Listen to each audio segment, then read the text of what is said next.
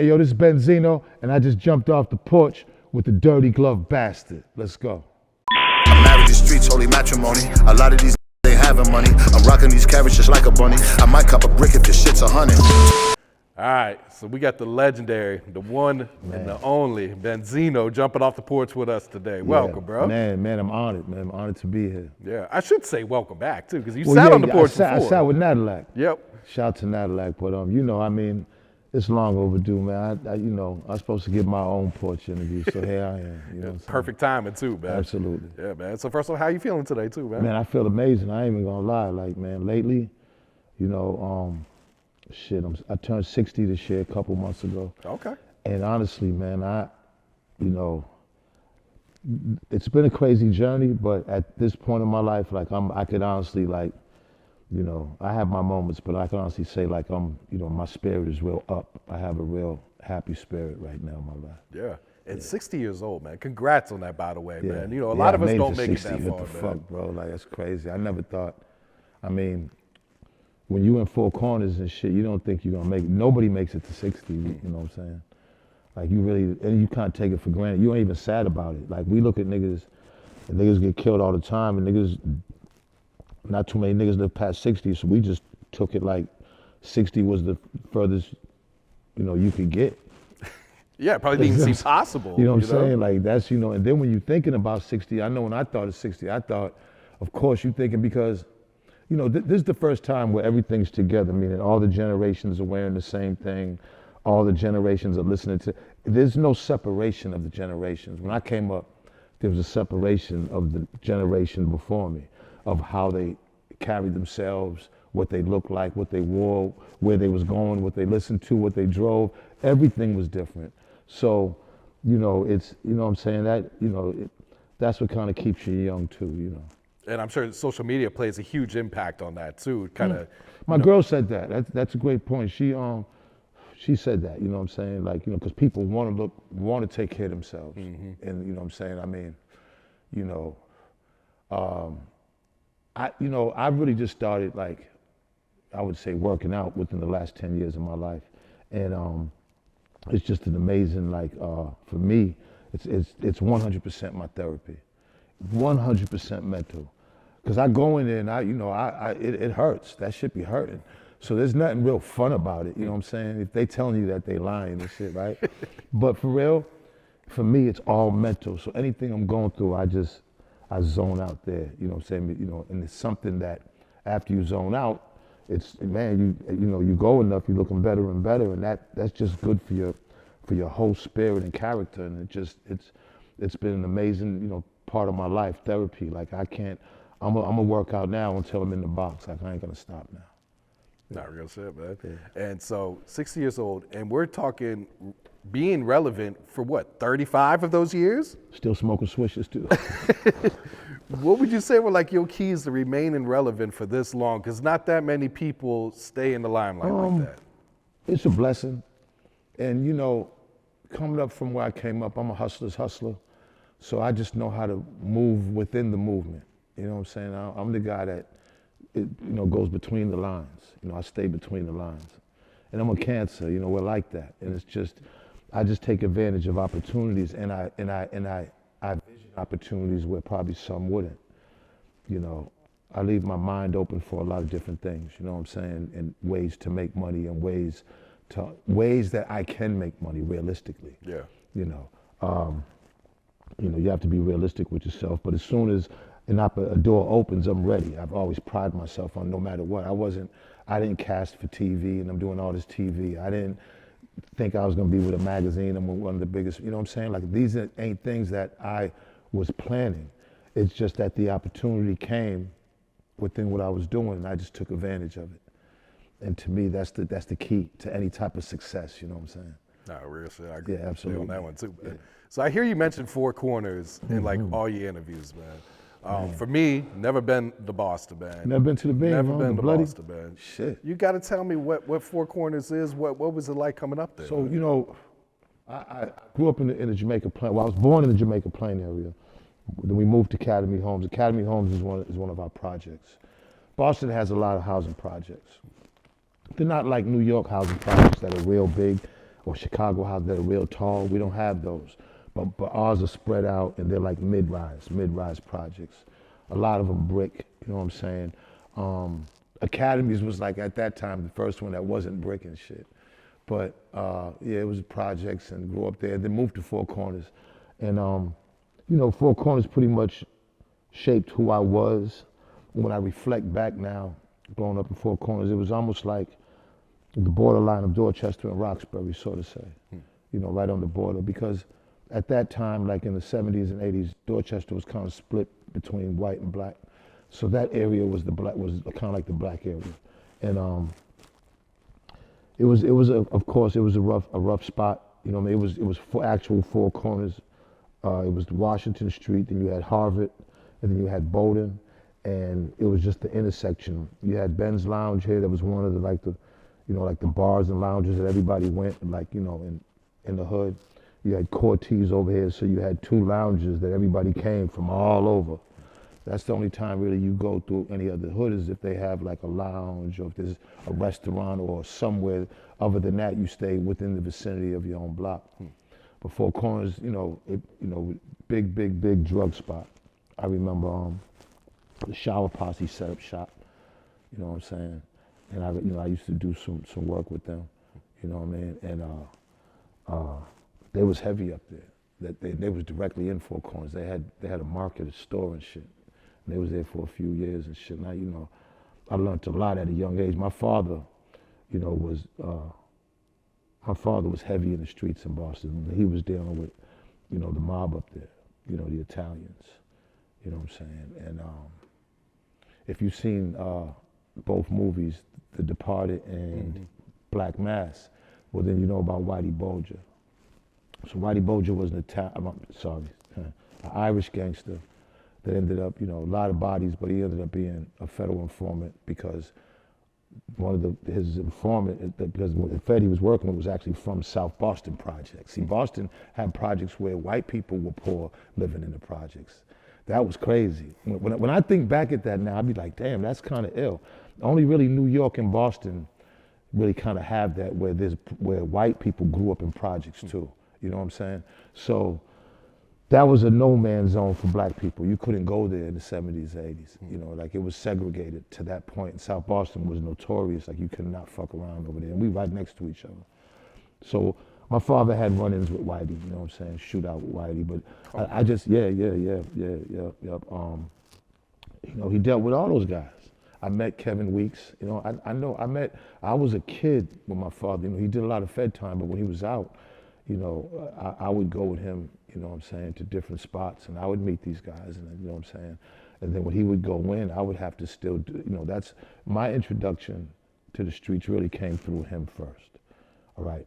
Now, when he got locked up, then I started doing my thing on the block with other people, along with the shit that because I would go, it would always be with those guys, you know.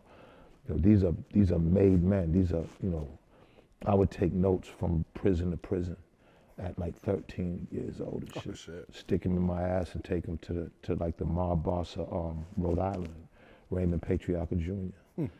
That's wild right there. Yeah, man. You know what I'm saying? I knew them all well, man. I've met Irish guys that ran guns for the IRA, the Irish Republican Army. I mean, these are heavy hitters. These was grown men when I was in my teens and 20s, and I'm dealing with them. But it was all through my father, you know what I'm saying? And they loved him. My father couldn't be a made man because he wasn't Italian, but Lord knows, if one of my guys would get locked up and they'd go through the Fed, back then it would be a lot of Italian guys, you know. So my father would hook up my guys, you know, the black guys from the hood with the Italian guys and make sure that they are all right when they first get there. Now you couldn't do that a lot. You know, my father did that. Like they called him Tito. They loved Tito. And you know, I learned a lot from him. But I remember this one Jewish guy had in Brookline, one of the richest parts of Boston, had an antique store. And I would get pounds of weed from him. And this thing called tie stick, it would come flat. Pounds of tie stick and sesamilia. It was green. Like not too many people had green weed back then. And I remember on the second floor was a penthouse, but on the first floor was all antique old shit, but it was a front. And I go up to the penthouse and shit, man, maybe pounds and pounds and pounds stacked up with his tie stick. And then, you know, I work with one of Pablo Escobar's guys through Stomp Share. Yep, Colombian out in Chelsea, Mass, you know what I'm saying? You know, I think this guy faked his own death, you know what I'm saying? Really? Yeah, I think so. I think my man Louis still out there somewhere. But I've dealt with a lot of, I say all that, and you know, I don't say things to brag, you know what I mean? This has just really been my life. So now when people are telling their stories, it's like, damn, I could have been saying these stories, but I always kept that side separate, man. You really don't talk about it. But now, you know, and I look at Four Corners, and I mean, like I said, the shower, and then YBI, you know, Pep and them from Detroit, brought the Young Boys Incorporated, brought them down there and with you know, with all the heroin and all the, you know, he wrote a book so I could talk about all this now, but that was a major thing. They was all through Four Corners. Four Corners became the hub, and then when I started getting into hip hop, I would give major block parties in that area. This is early 80s. Block parties, like hooking up to the lights until I went and bought me a Honda generator. Like real, you know what I'm saying, Sherwin Vegas speaker. And we out there cutting late night until police came on, until somebody shot it up. God damn. Shoot. And back then everybody had pump shotguns and revolvers. It wasn't none of this other, like choppers and none of that. No switches, no Glocks. None of that, no Glock, nothing. If somebody had like a little 380, that's the first thing that looked like that's something that wasn't a revolver, a gun that would take a cartridge. You know what I'm saying? You know what I'm saying? But it was still kind of small. But, you know, I think I seen this PT, some German shit nigga from Four Corners had, he was trying to sell. That shit looked crazy. But everybody had Magnums, 44, 357s, you know what I'm saying? That's when the Dirty Harry movie came out. Like, yeah, everybody started having those. Those were the guns that if you got hit with one of those, it just doesn't matter where you getting hit. It's taking shit up. See, and even pumps, niggas would saw them off. Everybody wearing trench coats and shit and would have pumps. I got shot by a pump. Oh, really? Yeah, hell yeah. I had a vest on though, I survived. I broke a couple of ribs. How old were you at the time? Probably like 20. True. Like, yeah, I'm saying. I've been shot a couple of times. You know, the time that I got shot by my nephew at my mother's funeral, like years back, but before that, you know what I'm saying? I mean, Boston almost, everybody walks around, got one of those necktie things, you know what I'm saying? Where you just, everybody been shot in Boston, man, unfortunately. I mean, Boston, you never knew how wild it was because the media of Boston hid it. They had to hide it because Boston's like where the Pilgrims came. You know, that's the white of the white, so they can't show that side of it, but it was wild up there. Yeah, they probably wanted all the tourist money to still keep coming in. 15-mile radius, 120 murders a year, and 20, 15-mile radius. You know what I'm saying? Not counting all the shit that the Irish are doing and all the Italians over here are doing. You know what I'm saying? But once the gangs started forming in Boston in the 80s, then that's when niggas was just killing each other like crazy because everybody knew where everybody lived. Niggas is fucking the same chicks. The projects, look, Academy Homes and OP been beefing for years and they're probably not even 2 miles from each other. You know what I'm saying? Like the project, you know, the longest project from another project to be beefing maybe 5 miles, 5, 6 miles. Like it. So if you got beef, you know where the fuck they at. You know what I'm saying? And so niggas was always getting shot, always getting killed. Another thing was police was killing niggas in Boston like it was nothing. There was no coverage, national coverage, nothing. I mean, niggas was getting killed on a regular basis. Like, we was the #1 car in the 80s. Massachusetts was #1 for car thieves. They used to just chase them and kill them. Really? Until they came up with a law, you can't chase them and do that no more. But that was lawful, to chase a motherfucker that stole a car and shoot at him. And I know a few guys. My man Julian, fucking Willie Murray, I mean a bunch of guys. Elijah, these are guys that all they did was steal cars. Cadillacs, the big Cadillacs and shit come shooting up and down. We all out there in the hood and shit, going crazy. But then here they come, then there goes the police car behind them, pop, pop, pop, you know. They had to make up a law to stop that. When we was RSO, we made a song called One in the Chamber and explained about Nathaniel Lackland, who got shot in the back of his head twice in JP Projects hallway. Police got off, white police. And Christopher Rogers, 17-year-old, shot under a car, killed by police, they got off. That was our first song we ever made and got a deal on Tommy Boy Records, like, you know what I'm saying? That's it. So just showing you how bad it was. That was our first song that we ever got a deal from. So like, you know, a lot of people don't really realize, man, like growing up in Boston in them years, especially them years, if you made it out of them years, man, and God bless you, you know, because it wasn't easy.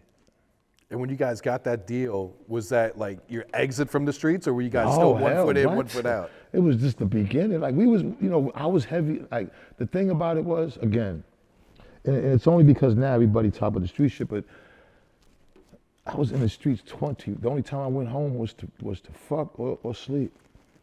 And I wasn't fucking. Once I get my nut, back then I was back to the block, so there wasn't no laying up or nothing. Plus I'm over my mother's crib. You can't lay up here. You got to go. So you know what I'm saying. Other than that, it's sleeping. And it's bad. I'm on man shit. 18, sometimes sleeping outside. I mean, like my whole life was selling drugs in Four Corners, my whole entire and hip hop, and that was it. I never worked a job, and I went to school. The Burke was crazy as fuck.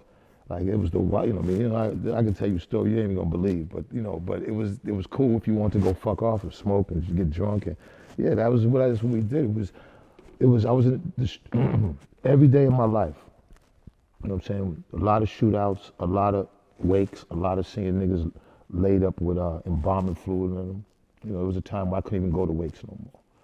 I couldn't see my niggas like that or anybody like that. It just was too much. And you know, Boston back then had our culture. We had a real vibe and shit, you know, but they wasn't allowing hip hop, you know. They didn't allow no hip hop coming in, no tours coming in, and nothing. No shows, no performances. So the hood had to kind of bring it in, you know, hip hop. We would open up for all the different hip hop niggas, but we was a gang, and we was just a gang, and we had a hip hop group, and man, we was making good music, and it was like life was, and I was selling a lot of drugs, working with a lot of different people. You know what I mean? And like life was fucking good, man. I ain't gonna lie, like hip hop wasn't so, we just loved to do it. We wasn't thinking about making money off it. We just loved to do it. When we had our first record, it was just like, oh shit, this is dope. We're getting songs played on the radio and shit. It probably boosted you guys' reputation in the city. Absolutely, and then you know, them block parties, you know what I'm saying? And absolutely, I got a name. You know, I was a DJ, Rock, Shock, and Ray Dog. That was my first, you know, so I was a DJ. And then I formed the Almighty RSO, Rock Shit On, you know what I'm saying? And from there, it was Made Man, Untouchables, Wise Guys, you know, it just kept going on with the, you know, but all the guys I dealt with were all gangbangers, street guys, drug dealers. I mean, that's all it was around us. It was nothing else. And we was, back then we was super active. There wasn't too many East Coast cities that were actively gangbanging like we was. New York wasn't, you know what I'm saying? Jersey wasn't. Not like how we was doing it. You know, and I'm not saying that with pride. I'm just saying facts. Facts is facts. And, you know, we was a gangster rap group. Everything that we ever did was gangster rap. Gangster rap was different back then, you know. You're pretty much talking about your surroundings, you know what I'm saying? And you're realizing that you're caught up in some bullshit. You're not necessarily glorifying it. Sometimes maybe, but you're not gonna go do it. You're not gonna go, let me go kill a nigga just so I can go in the booth and rap about it. You know what I'm saying? We didn't do it like that. It was pretty much, we're just talking about our situation and what the fuck we going through, which was gangbanging in the streets. Did that put a target on you guys from the police in the city, especially when you dropped one? Yeah, hell yeah. I mean, you know, Boston is small anyways. So it's, you know, and the police were crooked as fuck. The police was just Irish families. The Driscolls, the Mulligans, I mean, they were just, you know what I'm saying? They'd be, you know what I mean? So they was just fucking niggas up. I mean, it is what it is. There's a couple of documentaries on HBO, The Fifth Trial, and where Mulligan got killed. And I mean, there's another one that talks about Boston, but man, the police in Boston were fucked up. The Irish was, they was fucking us over heavy, because the whole force was run by Irish.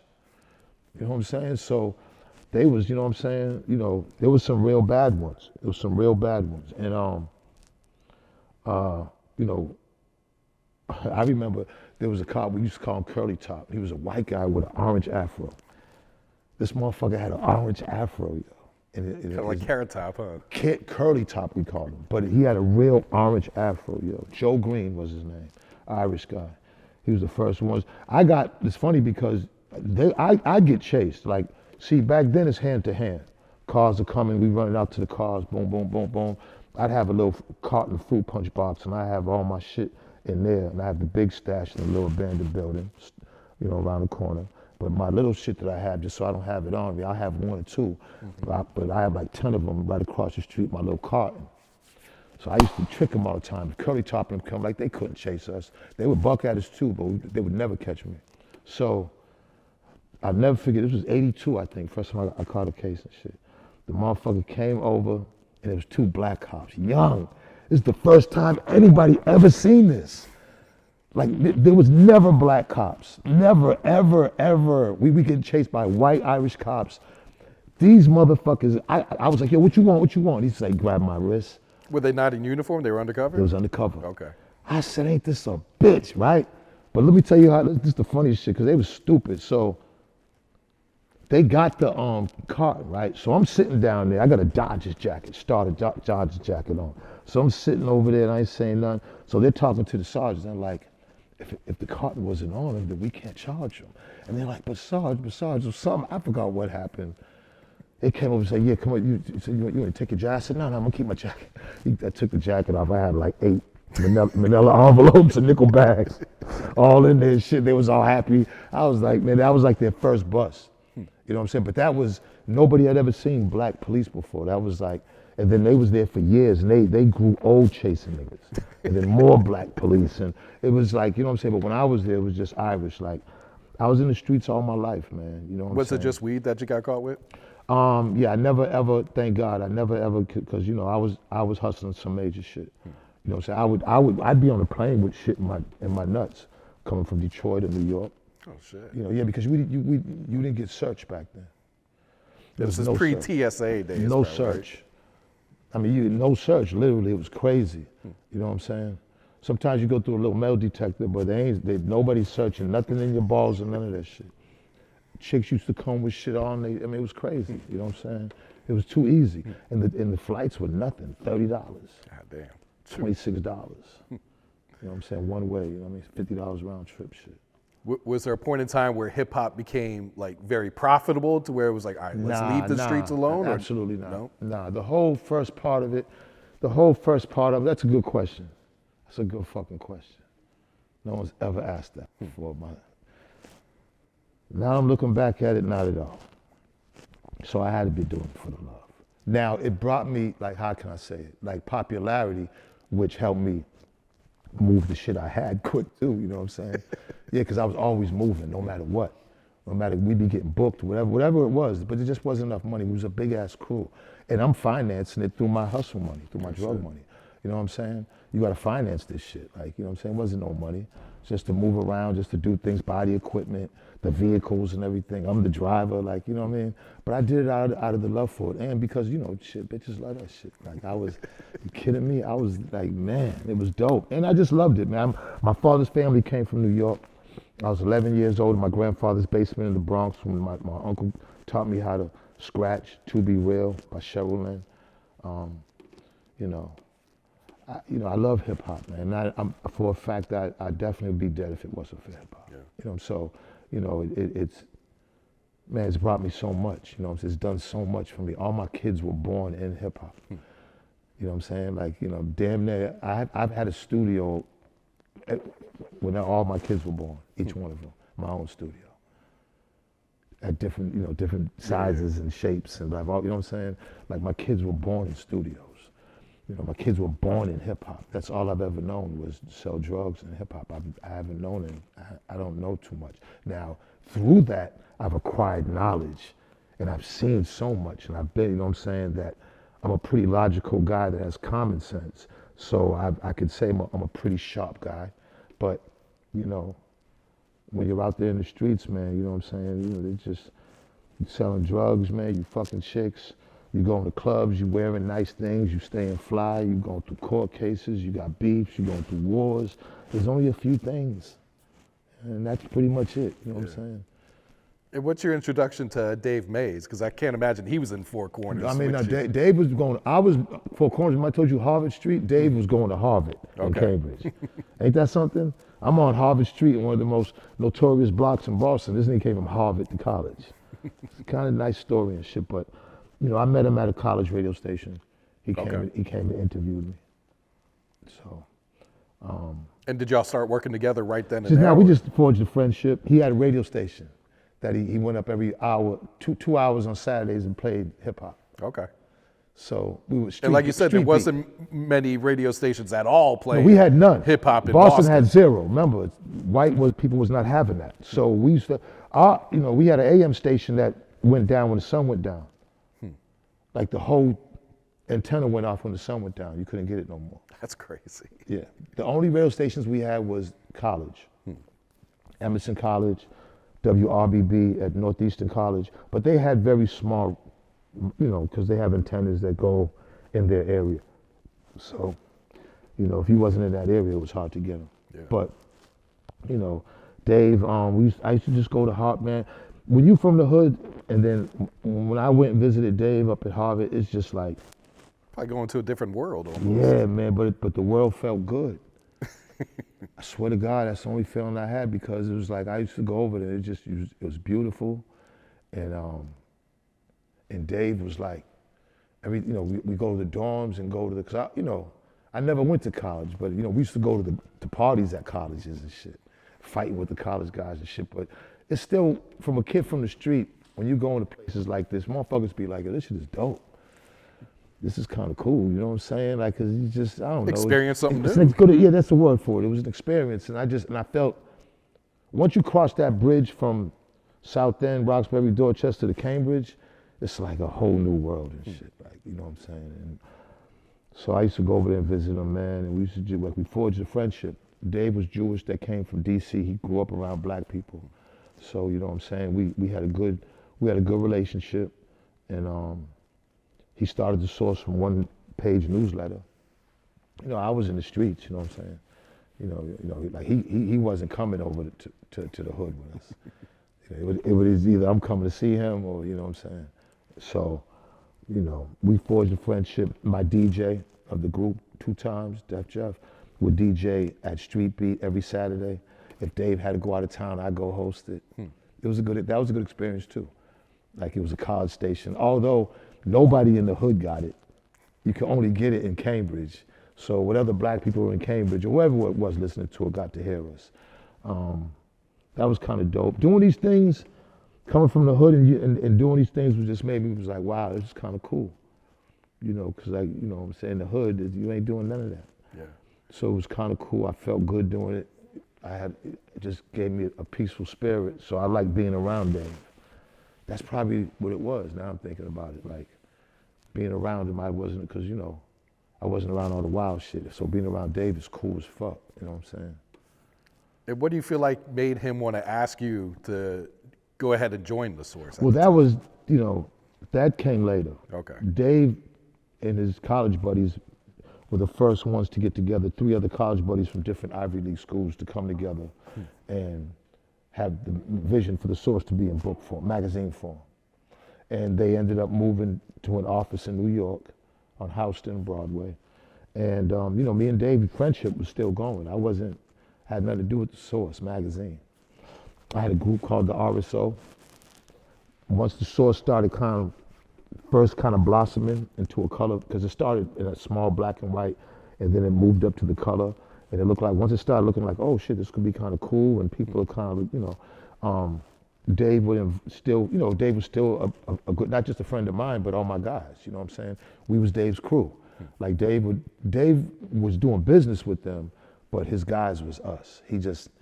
The other guys, like, it was John, James Bernard, and H. Edward Young, he just didn't rock with them like that. He was fucking with us. He kind of liked that street shit, you know what I'm saying? Honestly, because we were street niggas, all of us, and I was deep. So, years went by and it just started getting bigger and bigger. And I'm kind of supporting Dave, and I'm going to New York, and Dave's inviting different A&Rs from labels, and they're checking the group out. That's how we got our first deal. He invited the A&R from Tommy Boy down, and we got our first deal. That's it. Yeah. So, you know, Steve Stout, Dave and Steve got cool, which, you know, them two really are what I see are the architects of hip hop advertisement.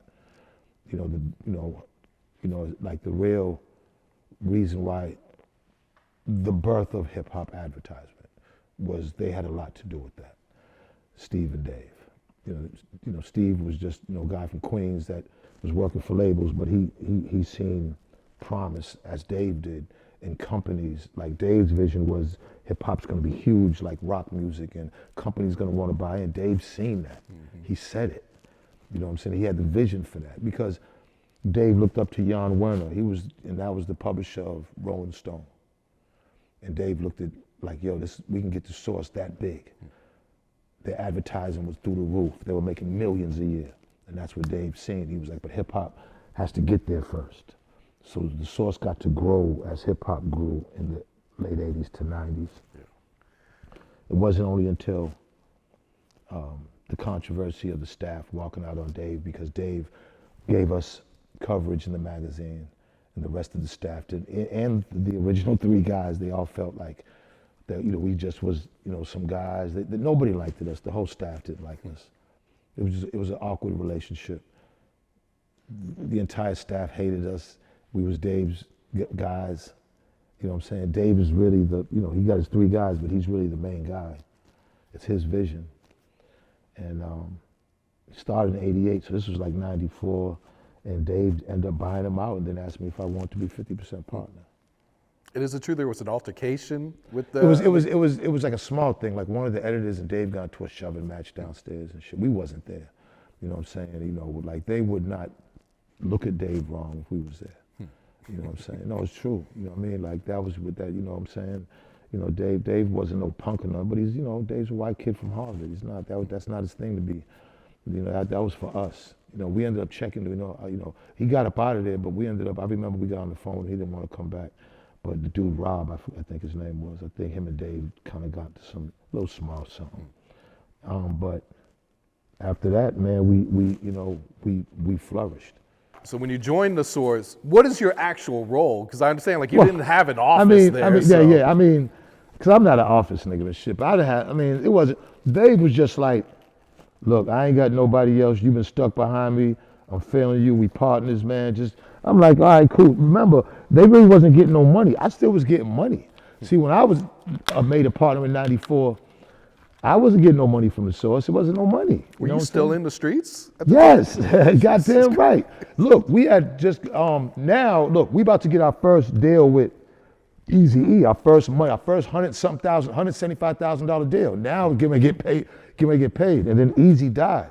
True. Then we got a deal with Jay Prince and moved to Texas. This was like '96, '97. Now the Source is the advertising's starting to get better now. It's starting to get bigger. But the whole time, even in Texas, I was moving them things. Really? My whole life, absolutely. Yeah, because you had to. You had to, because I had a good run, man. It wasn't until I stopped, probably like in, 98, 99. You were hustling all the way up until '98? Shit, a bunch of times after that. Last week. Yeah, you got, come on, man. Like once it's in you, it's in you. You know what I mean? Like we gonna, you know, we're a lot smarter. But I'm just saying, yeah, like I was doing my thing. Then once we started getting that type of money, I didn't have to. Like I'm getting my first American Express card, platinum card. I'm swiping that motherfucker till there's no more film on that bitch. And nigga, I ain't never had no American Express card. You know what I'm saying? Like the type of money we was getting, the magazine was making, man, about almost $3 million a month. Yeah, because you guys were up to like 500,000 issues going out each month, right? And then listen, 80 pages of ads, a full page ad was $25,000. So look, and then you gotta understand, man. I was getting record deals. Like now I got an album deal for the Made Men for $500,000. I got a fucking album deal for Motown, my solo, for $700,000. My Rock the Party with Elektra was 800,000. So I'm getting source money and music money. It's money from everywhere. It was crazy at one point. I didn't even know the type of money I was just giving it away. Just whoever was calling me, I was hiring them. I was putting everybody on payroll. Any nigga that was, we'd be on tour just to be on tour. You know what I'm saying? Like everything went by in a blur. Everything was by in a blur. Everything was just moving so fast. Yeah. Let's take a step back. Jay Prince, man, what was your experience working with Jay Prince? I always, being from Boston, the Ghetto Boys, we always, that was one of like our heavy influences, NWA, Ghetto Boys. We just was a gangster rap group that loved that type of sampling. And we were samplers ourselves. I'm a producer. Rest in peace to great JB and Jeff Two Times, my partner for life. We Hangman 3. And, I started producing on the SB 1200, the MPC 3000, and I've been producing all my life. So, listen, man, like hip hop, man, you start to do everything, but Ghetto Boys, I love the Ghetto Boys, and I love their production, N.O. Joe, Beto, Mike Dean. I was heavy into their music. So when Easy died, we met Jay Prince at Jack the Rapper, the convention in Manhattan. I think it was like 95. And I think he was with Big Chief. He was with a bunch of niggas. He was deep. And we always, we called Lil J back then. It was Lil J. Like, Lil J. So he gave us a fucking album deal, yo. At that point, they were signed to Rap-A-Lot was signed to Virgin at that point, New Tribe. The deal went through them at that point. So, we got a nice little 150,000. You know what I'm saying? And, but after that, when the Source started making money like the 90s and 2000s, that's when it was just so much money. Like, it was just too much money. Like, I was like staying at like the Beverly Hills Hotel, right? Now the rooms are one thing. The rooms would be like 600 a night, right? Maybe sometimes more. But in the back, niggas don't know, in the back you got bungalows that's in like this maze of bushes that are like 10 feet tall, right? And them shits is like 1,500 a night and up, right? And them shits got their own fireplace, wall-to-wall, thick carpet, the ill bed, the king, stupid, but their own little huts. And they come in there, they come with you get 4 bathrobes and the big fruit thing every day. It's just, I stayed in that bitch for like 3 months. 1,500 a night? Like 1,500 a night. God damn. I don't want to leave. Dave was like, man, I was like, man, I ain't going nowhere. And I'd have like 4 of my guys in the regular room, and we eating room service. Like by the time we leave, it'd be like $200,000 bill or something. God damn. $180,000. It'd be, not even bragging. It was stupid. It was foolish. It was silly, of course. But you know what I'm saying? I'm a nigga for 4 corners. What the fuck? You know what I mean? I just was like, I really never saved no money. I just was buying shit. You know what I'm saying? I bought Steve Stout's mansion in Jersey. I bought so look at this. I bought his Jeep, right? Steve Stout from United Masters. I bought his Jeep, his Grand Cherokee, brand new, and they had Mickey Thompson's. So I remember the whole group was down there recording. The group had flew out to Miami to go to How Can I Be Down, another conference. Peter Thomas, Free Peter Thomas, in Miami. I was supposed to meet them the next day. I'm flying the next morning, right? I got my afro out. We got the big speaker in the back of the Cherokee, but the Mickey Thompsons make it sit up. Now in Houston at that time, on the side, the ditches go like this, like the fucking, I don't know if it's for water, I don't know what the fuck it's for. But you got the highway and something that slopes in like that on the side of the highway. I'll never forget this, man. I'm flying past motherfuckers like, beep, get out the way. I'm trying to make it in the morning. I hit this motherfucker by this much getting off the exit at the George Bush. I hit the shit. They said that I flew for 72 feet, 18 feet in the high for 72 feet. What the? I just remember going, oh, I remember saying, oh shit, and then boom. And my afro went through the shield because I had fucked my head up, but thank God for that. The speaker in the back came up and went through this part of the shield all the way through, right? Because it was 2 big 18s. I kind of halfway crawled out because the shit flipped over, and I just remember it was a trucker, and he put his hands on me, stopped playing, and I just blacked out, and I woke up in the hospital. Woke up in a Houston hospital. I'll never forget that shit. Lucky to be alive after that. Lucky to be alive, yo. Fucking Houston, yo. Hell yeah. And I remember DJ Swift. Swift came through there. That's how I met 3-2 down there. Fucking, man, like a lot of Houston people I met when I was down there, man. Going to Jamaica, man. Like, yeah, rest in peace to 3-2, man. 3-2's the first nigga I ever seen with the syrup. Really? He was the first one? Back then. It was in the 90s. Because we was down there like 96. Yeah. Yeah, he was the first one. I said, what the fuck is that? It was like a cough syrup. I was like, I don't want none of that. That ain't cool. Don't get down like that. We smoke weed. And that was another, and you know, like we got to work with Mike Dean. We got to work with every producer I mentioned that was on Faces album. Me and Bushwick, rest in peace, got a real relationship down there. He stayed with me for like 3 weeks. That was an experience in its own. Because Bushwick, God rest him, he's one of the most craziest individuals you can. You got a good story you can share, Bushwick? So yeah, man, I got a story. So, a couple stories, because Bushwick's kind of like always mad, like, you know what I'm saying? He's like, yeah, he's always like. What do they call it, little man syndrome? You could try to say something smart, and then he'll just be like, he'll just debate you and just be like, then he'll explain why, right? Because he from Brooklyn, so he really don't sound like he's from Texas. You know what I'm saying? So. I just remember I had like a Airbnb, not Airbnb, but we had rented a house down there. So Butch would stay with me. Because I don't know if it's him and his girl got it. I don't know what the fuck happened, but he stayed with me. So I remember I had to get used to this shit, right? Because I had never really dealt with So, my folks would knock on the door and I'm looking through the peephole. I don't see nobody and shit, right? So he don't like that, you know what I'm saying? You can't play with him with that shit, right? So I'd be over there, right? And I'd be in the kitchen or something, and then he used to have to run up to the couch and jump to get on it. And sometimes he would, and I would have to hold myself from laughing and shit. The craziest shit was he had a brother named Chris. Shout out to Chris. Now Chris is regular, tall, big dude, like 6'4", big. He looked like a country ass nigga, like, you know what I'm saying? Like big, like Houston niggas be big as fuck. I remember him and Chris got into it in the backyard, man. They would really fight, man. This nigga Bushwick, man, got his legs, man, got him down. They was beefing. This nigga 6-something, Bushwick. I used to just be like, man, they used to argue all the time. You have to be there. Like, he's just a funny motherfucker, man. Just very, very smart. People don't realize how smart Bill was, man. Yeah. Bill was a fucking genius, man. The shit that he would say, you could just see there was just a lot of frustration in him.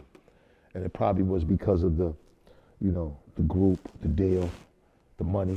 Anytime a nigga mad, it's over money. You know what I'm saying? Real shit. So you know what I mean. But yeah, man, it was a hell of an experience fucking with Bill, man, for real. Yeah. I know you work with Master P. What's your thoughts on the verses that went down this past week? Remind me of the first 2 Source Awards. Give me a like, for real. Like, it was just wild up there. Like, you know what I'm saying? They just had anybody up there. You know what I mean? That part of it I like, just the rawness, because it's hard for, I got to shout out, and even though I never really fucked with Complex before, I got to shout them out for even allowing them to do that like that. Because a lot of the platforms don't allow niggas to do that, just to be them, have their guys up there, wild out. Because that's what hip hop is too. You know what I'm saying? The unorganized part of it. Mm-hmm. Now the flip side is if it was organized, it could have been better. You could just, you know what I'm saying? For some reason, you know what I'm saying? I think it could have been better if it was organized on what type of songs was going to be coming on and stuff like that. It seemed too rushed to me. It did seem rushed, and I don't know. I just was happy to see. I fuck with BG, I fuck with P. Yeah, we have never seen Cash Money and No Limit on the same stage ever before. Source Awards. The Source Awards, they were on there at the same time, though? I think so. I mean, not at the same time. I hear you. Not at the same time, no, but in the building and at the same show. But that was. I think for Louisiana, for New Orleans is beautiful. Mm-hmm. For the Calio and the Magnolia is beautiful. Like, it's just, you know what I mean? That's an accomplishment, man. Come on, man. These places, man. All the sad stories and the bad that people go through, man. This is the shot. This is the one time you could be like, man, I'm proud of myself from there. It's all we want.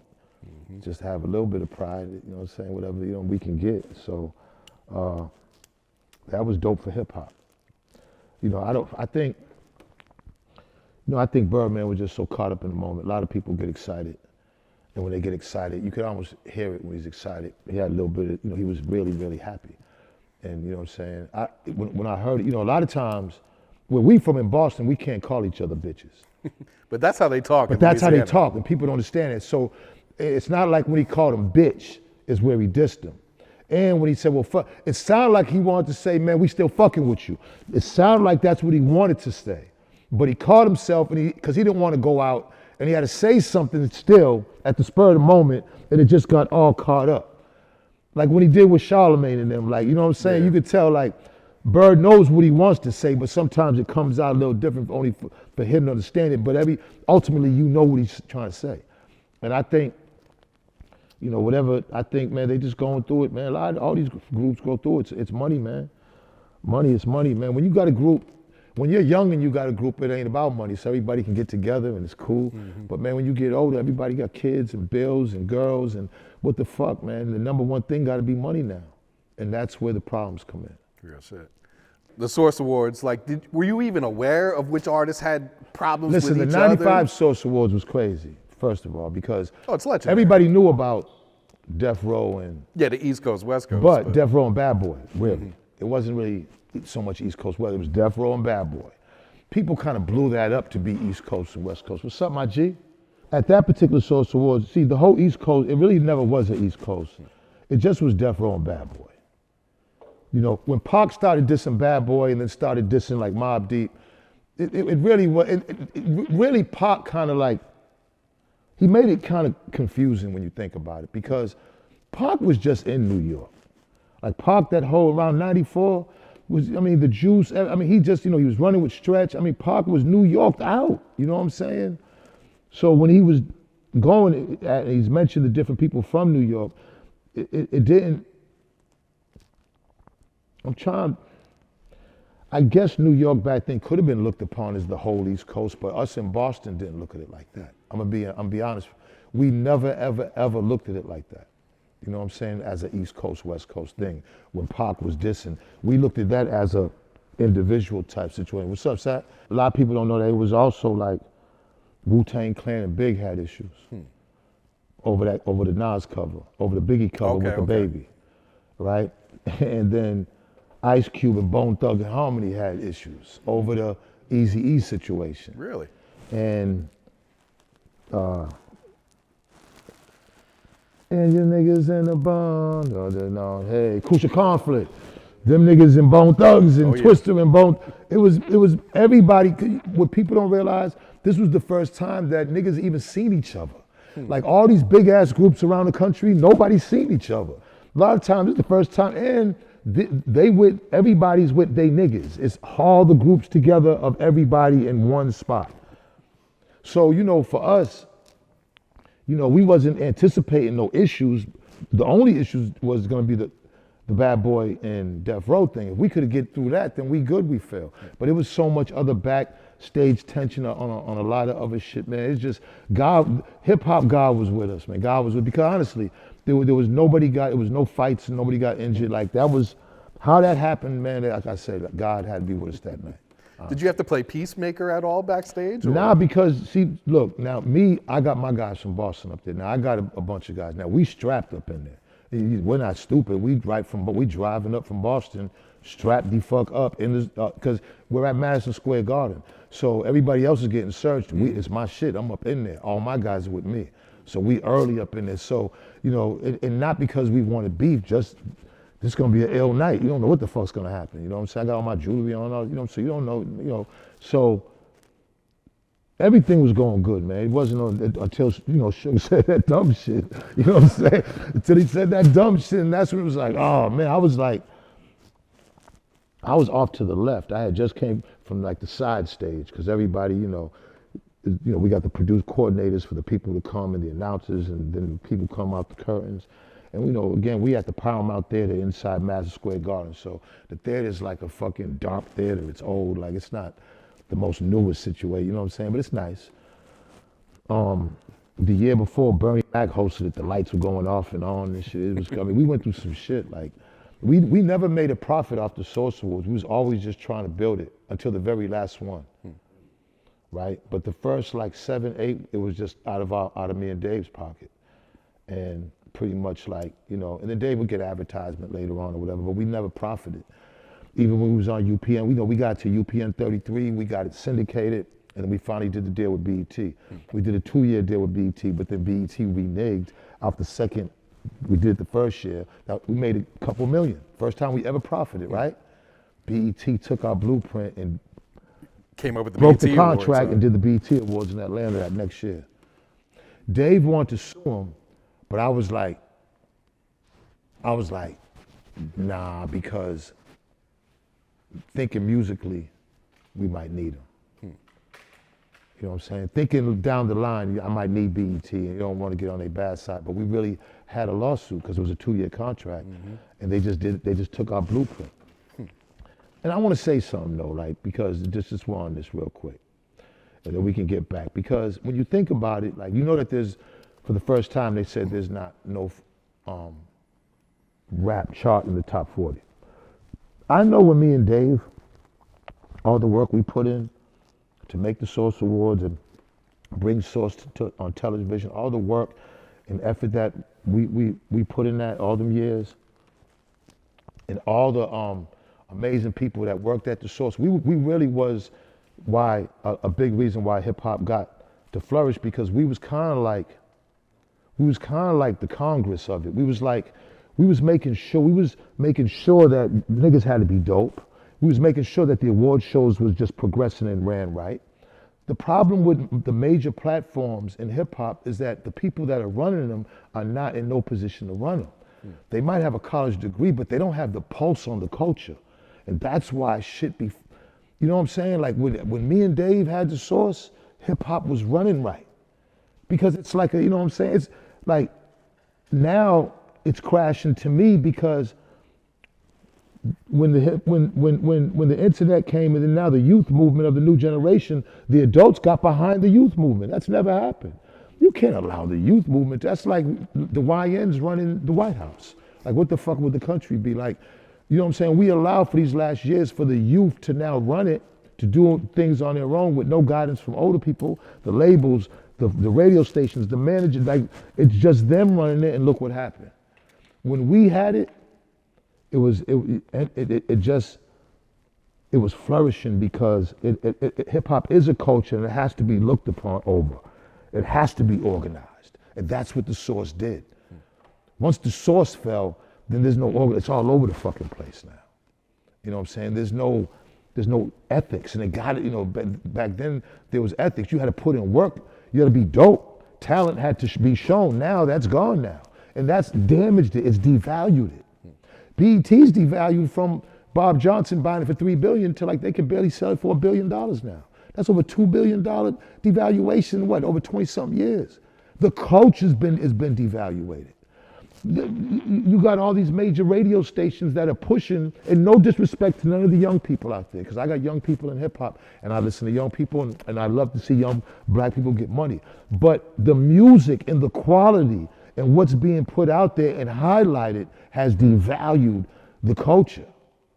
And that's what's going on right now. The top 40 doesn't really matter because niggas don't care about lists anyways. Because they barely listen to radio now anyways. There's so many different factors. But for the God of me, this streaming technology has fucked artists over in ways that you can't even imagine. So right now, the industry is in a bad shape. You know what I'm saying? And people people think they have the answers. You know what I'm saying? But they don't even know why it's happening to have the answers. Like it's oh so clear to me now. You know what I'm saying? When people be like, yo, Benzino ruined the Source and Benzino, I laugh, man. I don't even laugh. I just be like, because I know I'm the reason. And not pulling on my nuts is only because God made it to where a nigga from the street who his whole life was from 11 years old, remember, I was cutting in the Bronx, in the basement, loved, dedicated his life, money and everything to putting it behind groups. And all of them, I told you when you asked that question, I made no money in them early years. I just was spending my drug money and hustle money for my group and everything just to be popular in the hood. So, you know, I love hip hop.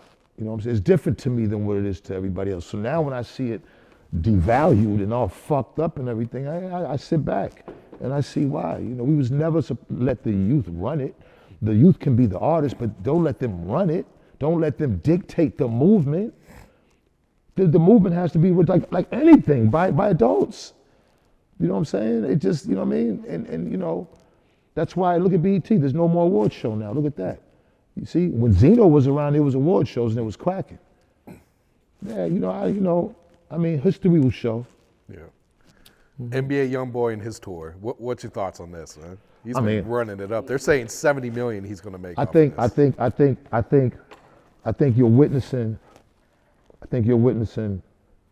The highest level of what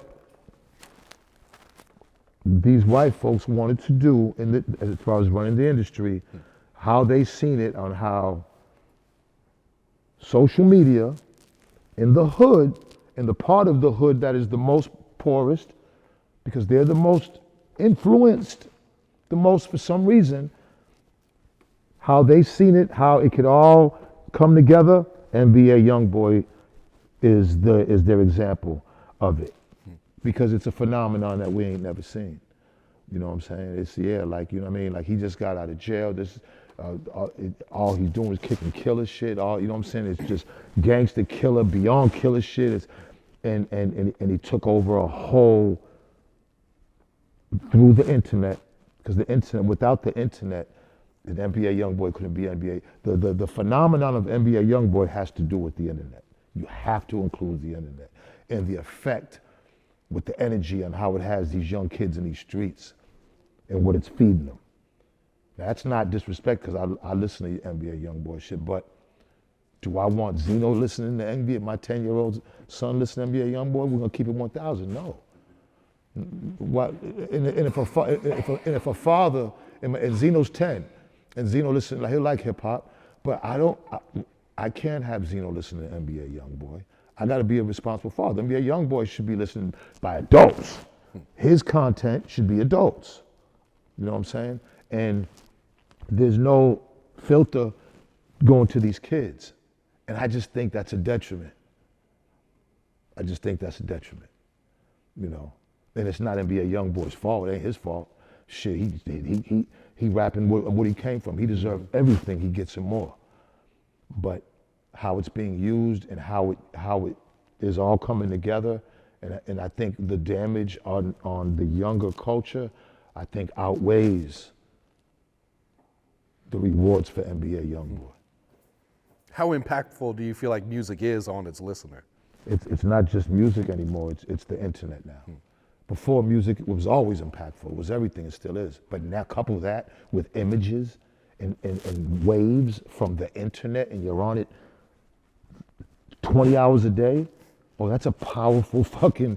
That is the extension of your brain and everything you do, and your spirit, character, and everything is right there all day. It's dangerous. It's dangerous.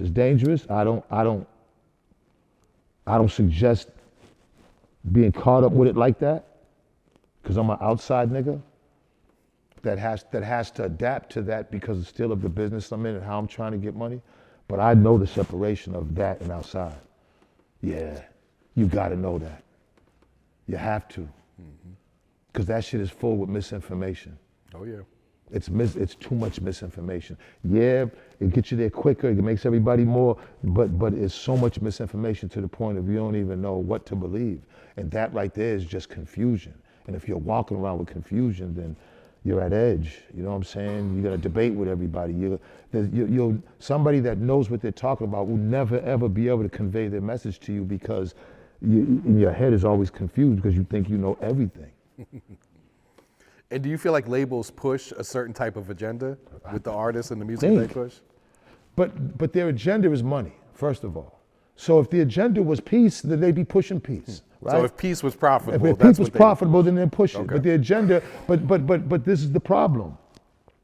Again, they go to the poorest neighborhoods, with, you know what I'm saying, with the less educated, the less, you know, with the less resources and everything. So these kids are very easily influenced. Anything that they see that is glitters and gold, they're gonna be attracted to just off of the rip, off of the smell. And they're taking advantage of that, man. And they're turning them into just cash cows of whatever they can get to just keep going, because this is just really just advertisement. Everything else is just a thing. They're just showing you things to buy and get and things to wish for and dream about.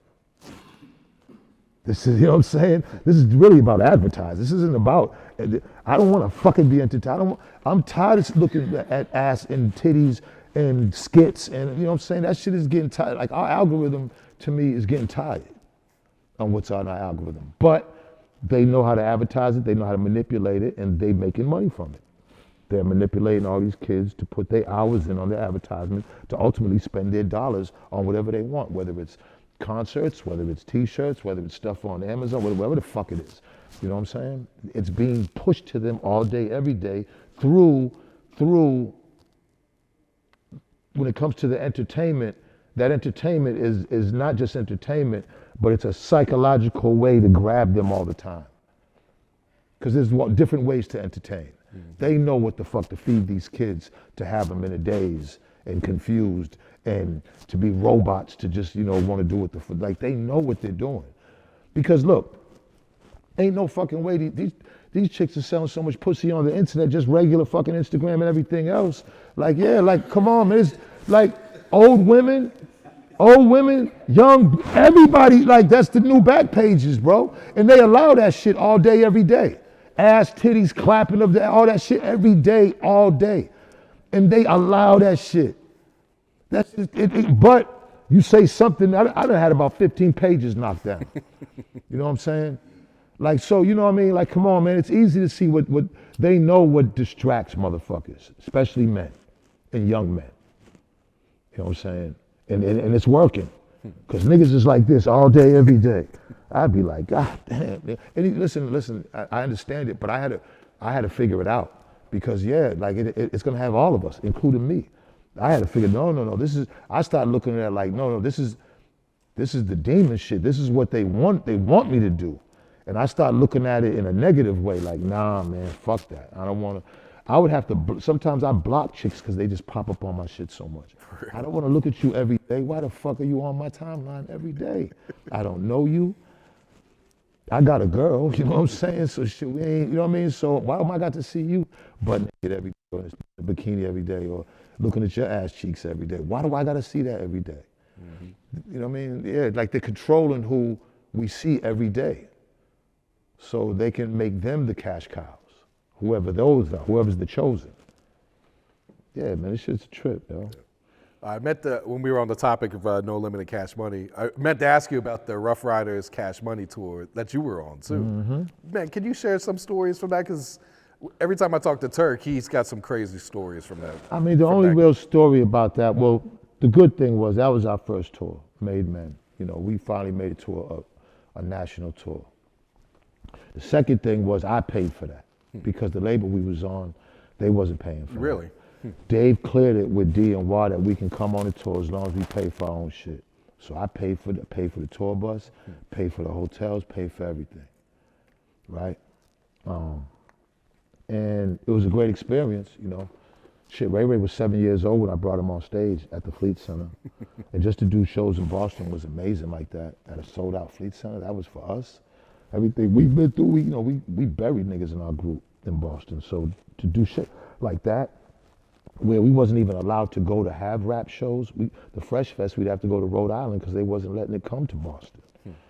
There's just certain things, man, like, been through so much. It's like, when we went on that tour, the only thing really was like the beef with, I mean, that's the only thing that stands out, other than that we killed every show and it was dope and we was proud, but that just was like the scar. Beef from the shit that happened that really had nothing to do, didn't have nothing to do with none of us. That's the whole fucking thing. Niggas just fucking beefing and get to a big ass beef, and the shit had nothing to do with the Locks or us. Absolutely none. And it was just, it was a fucking mess, but shit happens, you know what I'm saying? Hip hop, when you have your niggas with you,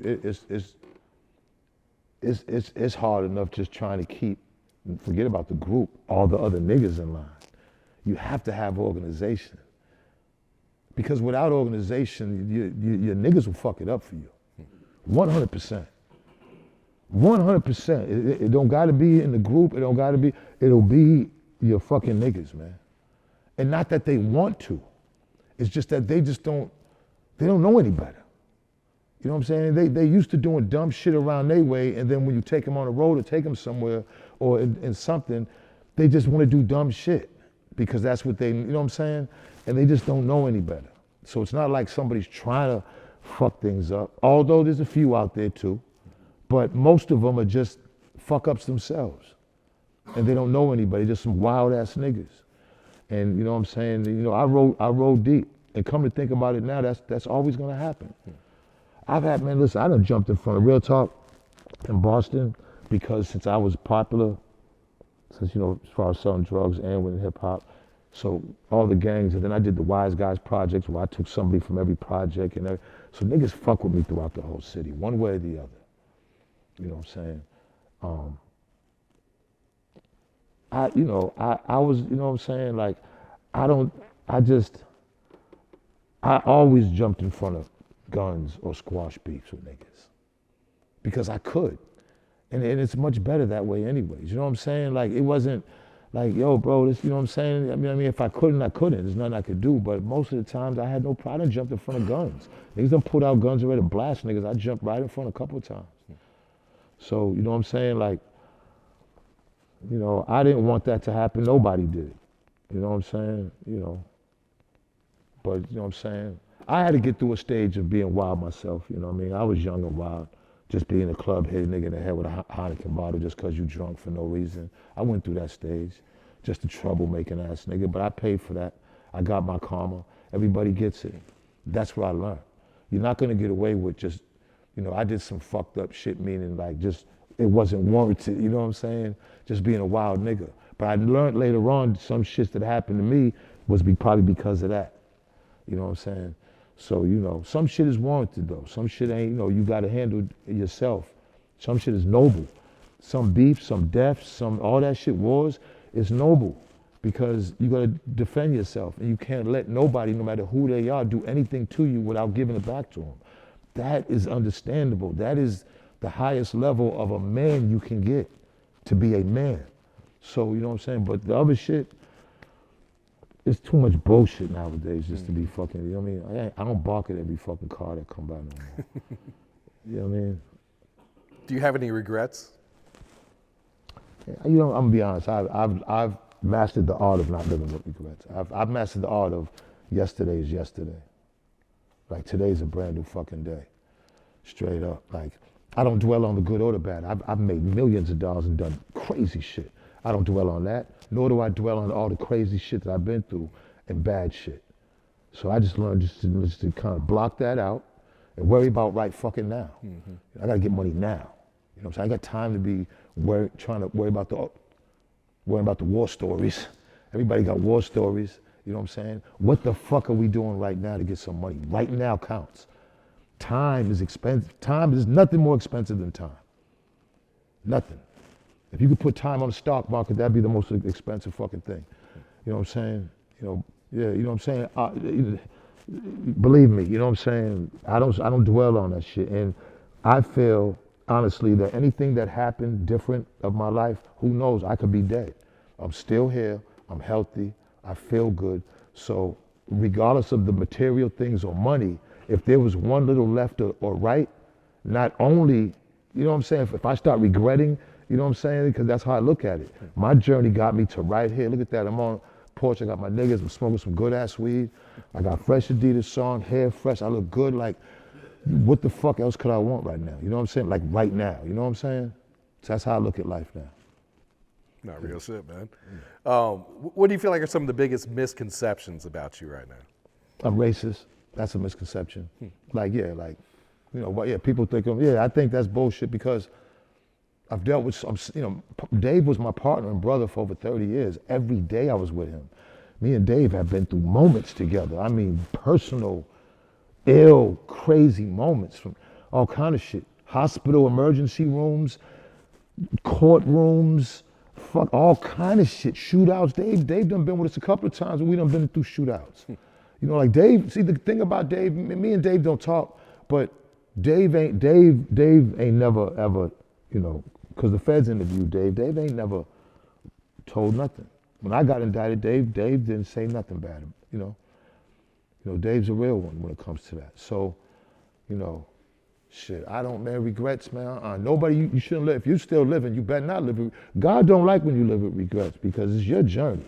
Everybody's journey's not gonna fucking be always great, always beautiful shit. It's like, how you gonna handle it? Mm-hmm. And during your Fed case, it came out that your accountant was wearing a wire. Was wearing a wire, yeah. Fucking wearing a fucking wire. Do you know how long he was wearing the wire for? Like 7 months. 7 months. He had it as a name tag, and I'm watching this motherfucker, because I don't be at the office all the time. But when I do, he's on this side where the business side is. It's a big office, so we split it. One side journalist, other side business. So his office is next to Dave's. So when I go up there, I just go sit on the couch, smoke, me and Dave, close the door. You know what I'm saying? Niggas come in, we be deep in there, music, boom, bap, you know what I'm saying? We eating Chinese food, boom, bap, you know what I'm saying? You know what I mean? We get money, you know what I mean? When Benzino get there, it's a fucking party. I'm not always there, you know what I'm saying? Yeah, I'll go over to the other side, man, buy all them pizza and shit, give them all kind of weed. Like I be turning the office up when I come, to make sure everybody happy to see me. But he just was like, hey, Ray, you know, we would talk about, he's a white guy from Jersey, so he liked the Jets and I liked the Patriots. All I would talk about was Patriots and Jets because I didn't handle the money. Dave handled the money. I never seen a bank statement. I never asked to see one. I just was getting money.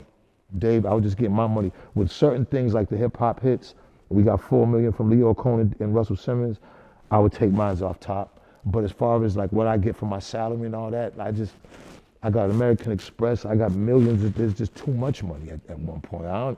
I didn't even need all that money, you know what I'm saying? But since I got it, I'm gonna take everybody and just do wild shit. And I did that for like 5 years.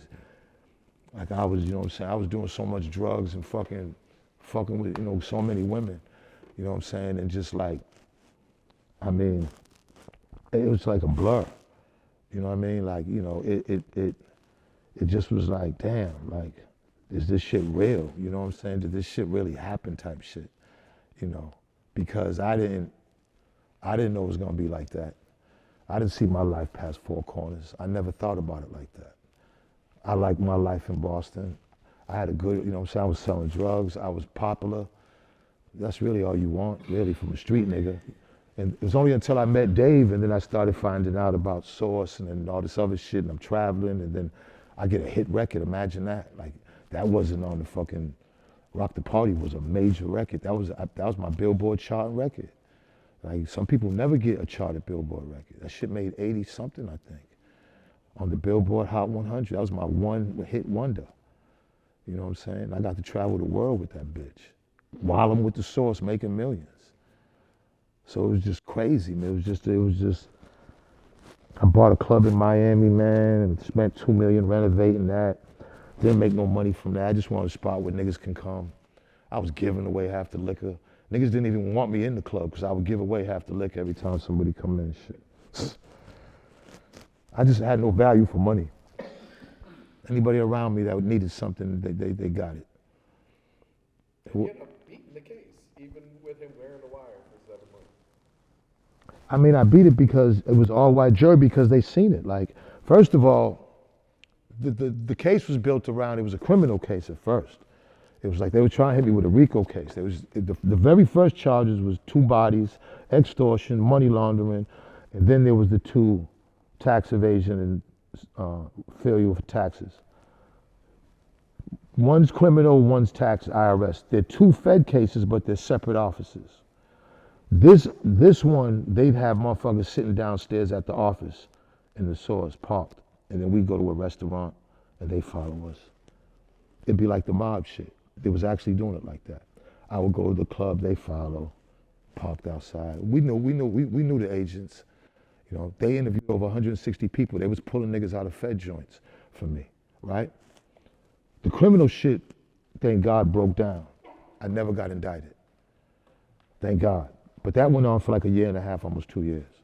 They indicted me for fucking taxes because this motherfucker, they said, this dude says that they met him on Dunkin' Donuts over the George Washington Bridge on Route 14, I think, or 4, I think it's 14, 4 maybe. And I just remember the Dunkin' Donuts to be on the left-hand side when you coming from New York, going to Jersey, because that's how I go home. So he said he fucking met him right there at the Dunkin' Donuts, and they told him, he asked him if he wear the wire, and he said, yeah. He'd always ask me up in the office when he see me, hey, Ray, we gotta do your taxes. And I'd be like, motherfucker, talk to Dave. What the fuck you at? I started getting upset about it. You know, for anyway? At first it didn't bother me. I'm like, hey, George, talk to Dave, man. Because I don't know a W1, 2, 3, 4. I don't know nothing about none of that, right? Talk to Dave. Dave's right there, right? Then it would be like he'd ask me again. And then I brought to Dave one day. I'd be like, yo, Dave, tell fucking George to talk to you about these taxes, bro. I said, because I don't know, you know what I'm saying? Y'all handle that. You handle this shit. I don't know what the fuck is going on with this. Then I just remember when I was on tour, Jeff would come to DJ and be like, because I wouldn't pick the phone up. He'd be trying to call me with the wire on. And the feds would be tapping the phones. Oh, shit. I'd hang up on him. So he'd call Jeff and be like, yo, it's George. I'm sleeping on the fucking tour bus. I get up and, hey, Ray, I hang up on him again. Look, it's the funniest shit. In the feds, when you're going through your case, you get to see, they got to hand over all his shit that comes from that. Mm-hmm. So when I'd hang up on him, you could still hear, you could read what he's saying. Motherfucker hung up on me again. I said, ain't this a bitch? I ain't never did nothing to him. Did the feds have something on him that made him flip? Nothing. He did it because he thought it would be like an adventure. It would be intriguing. He said some sucker shit like that. What the fuck? That's, to be honest with you, that's why That's some hateful ass shit right there. But the jury must have seen that because he came and testified. It was an all-white jury. Was he nervous when he testified? Oh my God. Look, I'm sitting there and I'm trying to, see, to me, they offered me 5. As long as I wasn't getting the 25 into life because they were trying to give me a kingpin charge. They thought that I was financing the source and these bodies back in Boston and all this gang shit that was going back in Boston. My name was already fucked up. I'm like, they went to my mother's house. It was like, take the 25, tell them take 25. I was like, I'm not taking no 25 fucking years. So once I knew that broke down, I was relieved.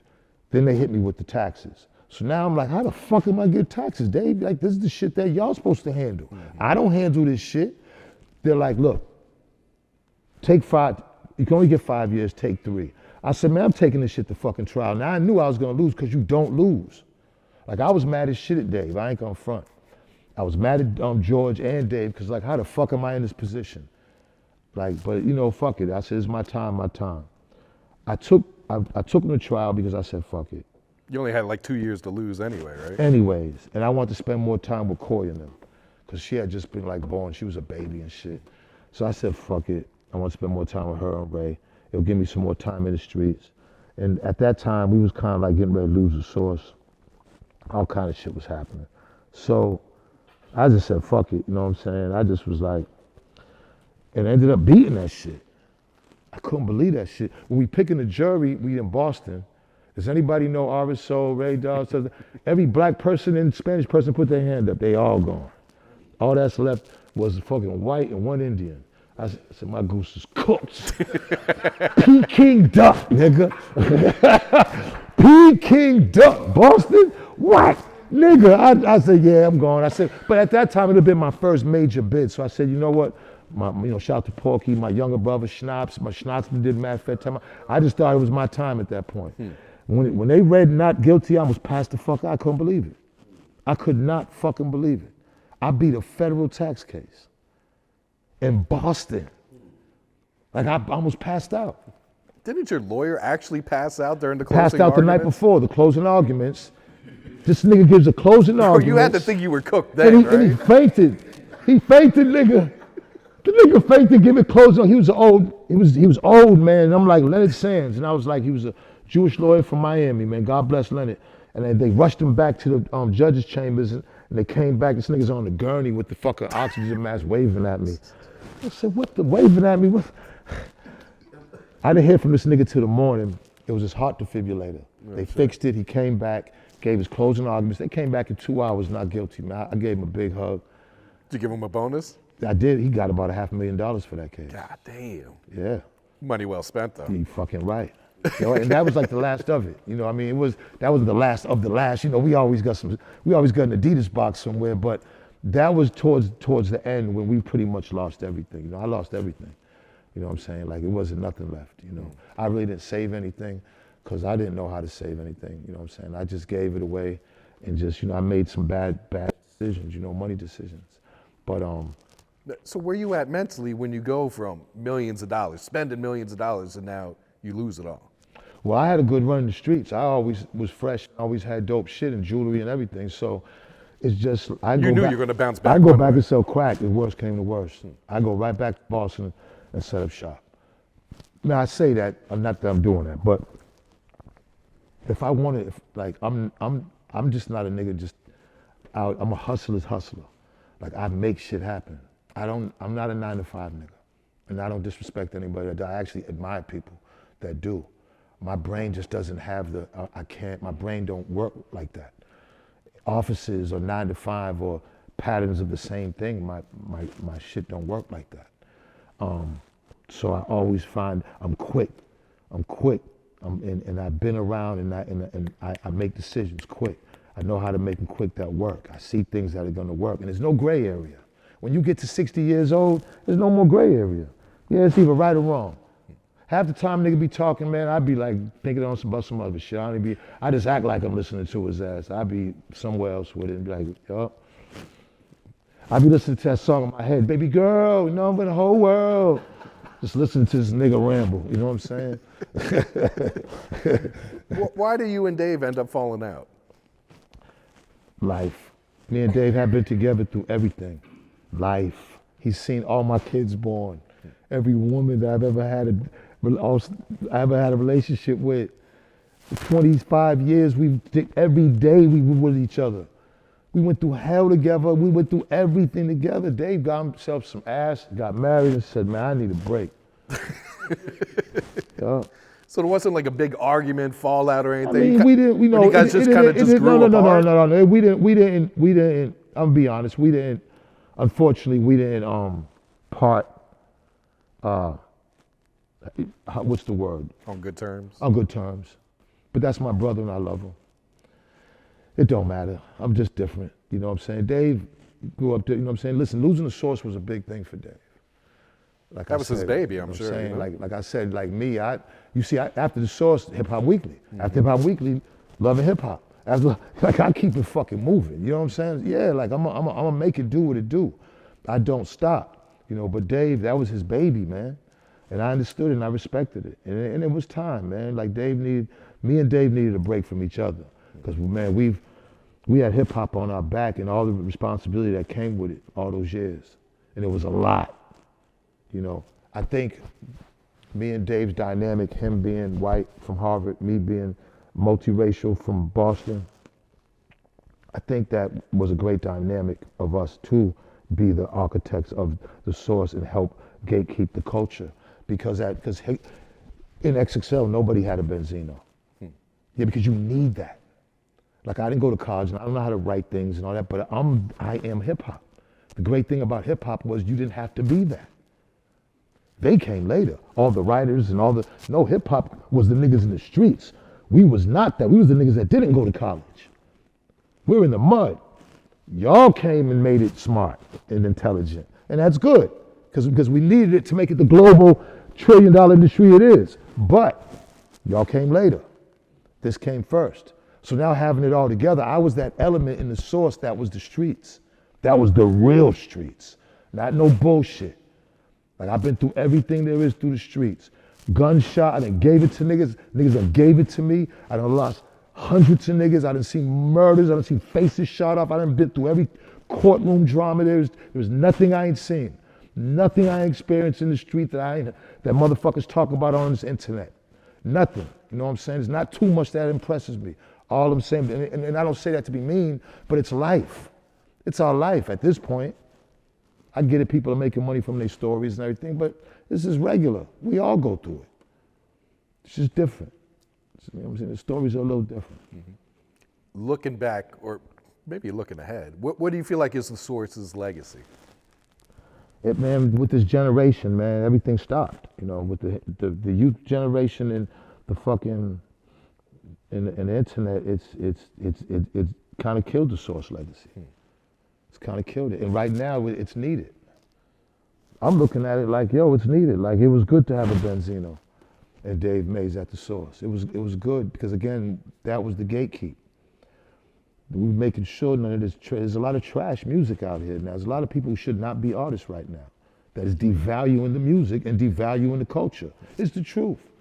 And I'm not saying that to disrespect, because listen, if it's something that you want to do, it could be a hobby or something. But I'm talking about hip hop isn't, you know, some of this shit. There's not too much thought that goes into it.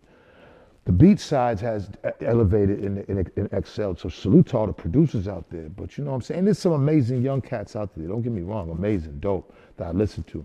But as far as just what's going on, the overall vibe and where hip hop is just, it's not where it should be. You know what I'm saying? And I think it's an indication when they're saying that it's not on the top 40. It's just meaning that it's going to be harder to get that big money. Because top 40 is big money. And you know what I'm saying? They didn't want our influence on their kids like that anyway. So now they got to run to the festivals and shit. Pretty soon they're going to stop them too, I guarantee you. Really? You watch. Before I get you out of here, got to ask you about the D'Angelo tribute, bro. It wasn't a D'Angelo tribute. It was I did the video. It was called Bigger Picture, and I did the video 5 years ago. Oh, you did? Oh, okay. Yeah, I was 55 years old, man. D'Angelo influenced. The Yeah, video. of course. See, no, look it. So I was working out like a motherfucker, right? Working out like a motherfucker. So you know, niggas up on they'll tell you like I'm just an ill nigga. But look. I got my body weight down to a point where it was like I could never do it again. So I said, you know what? While my body weight is down like this, I could do this D'Angelo video. And I swear to God, it popped in me like that. I was smoking this shit, and look, all I needed was I had to get the electric thing that went around. Without that, I couldn't do it. No, but it has to go around, the 360 thing. When the director said he got it, that was it. That was it. Stick the light up there. I'm in the dark thing. Oil up. Yeah. Oil up. You know what I'm saying? No Diddy. You know what I'm saying? You know what I mean? Yeah. And you know, I was proud of that video. Yeah, because I'm like, damn, 55. Look at that shit. Like, I'm like, my God. So I guess when rest in peace to D'Angelo. When it came out, people thought that it was a tribute, but he influenced it. Okay. You know what I'm saying? But if people want to think it's a tribute, nah, it wasn't a tribute. I mean, I only said that because you posted it right after he had passed. Yeah, because when he passed, I said, listen, I said I was influenced, and I just wanted an excuse to post it again because the chicks love it. You know what I'm saying? You know what I'm saying?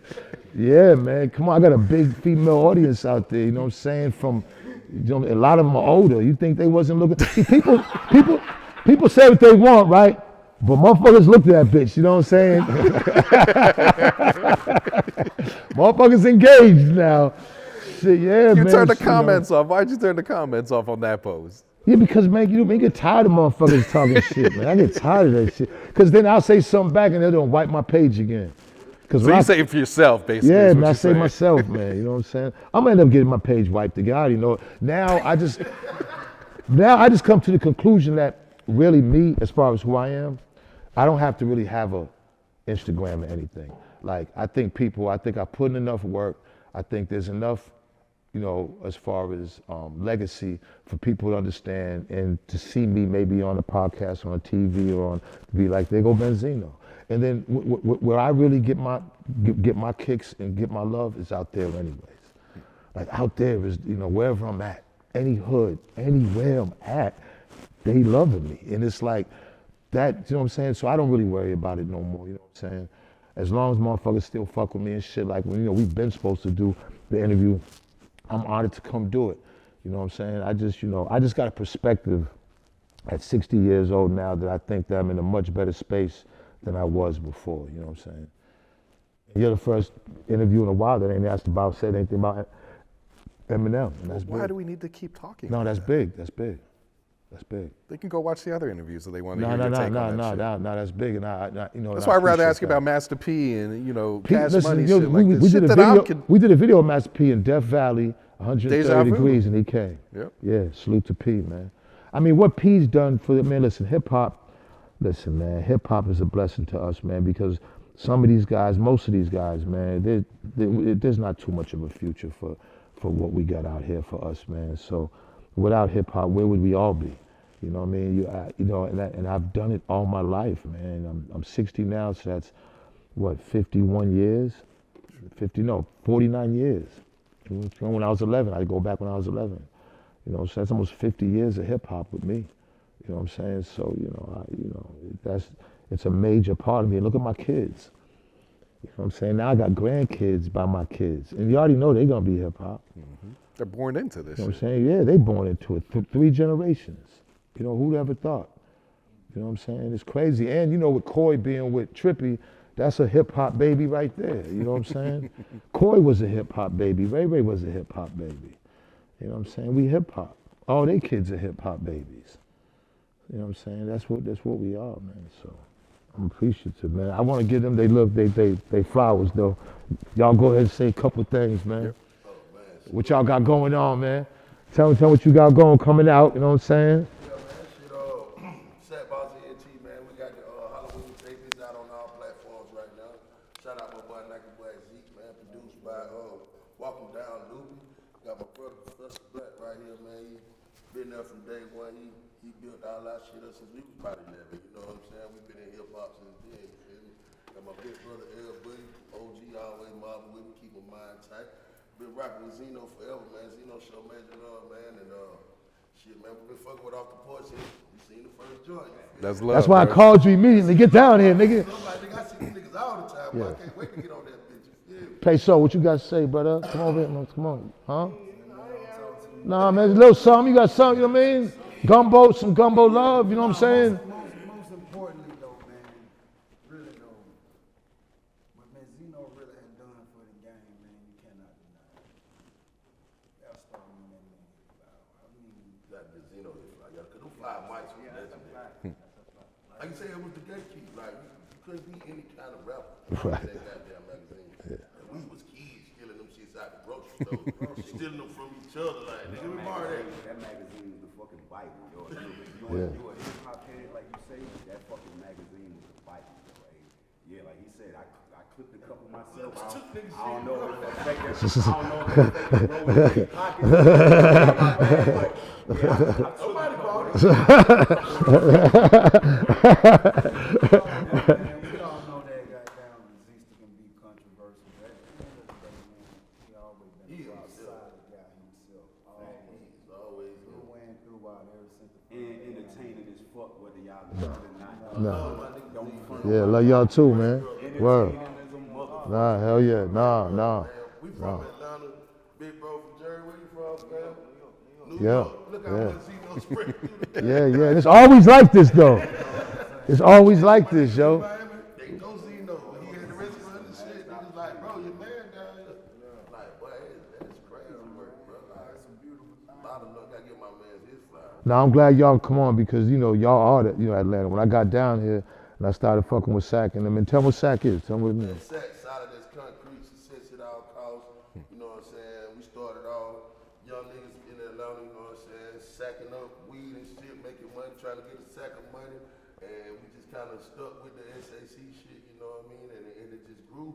It done blown into a big old family thing. Now we all do music. You know, we all stand on solid shit. That's our foundation, bro. If you're not solid as concrete, bro, we not gonna rock very long. You feel me? Like Businessmen, athletes. kids, my nigga, you gotta be a man's man, you know, to rock with the set. we've been in the game for a minute also. Yeah, absolutely. So, we've been with Jagged Edge and a few more other folks that we used to be around. Oh yeah, shout out Jagged, DJ Drummer, Sense and them, you know what I mean? Like, we been in the game. One foot been in the game for a long time, you feel me? But now we're making a real emergence because the game needs that right now, especially in Atlanta. You know what I'm saying? It's a big gap in my city. But really, it's plenty of talent here, you know what I'm saying? Like, people just get caught up in what's being highlighted, you know what I mean? But It's hella talent in the city, bro. And everybody ain't just spinning the block with them. A lot of people actually know how to rap and know how to tell stories. Because I think that's the youth biggest problem is being too honest. Like, you gotta be creative, dog. That way it shows your artistry. When you can actually tell the same story without imitating yourself. You see what I'm saying? Like, all them, they play themselves out the street. We've been watching this shit ever since the internet started booming.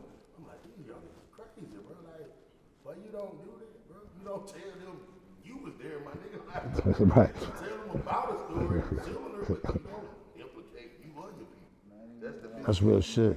These niggas do not tell, boy. That's real shit. Nah.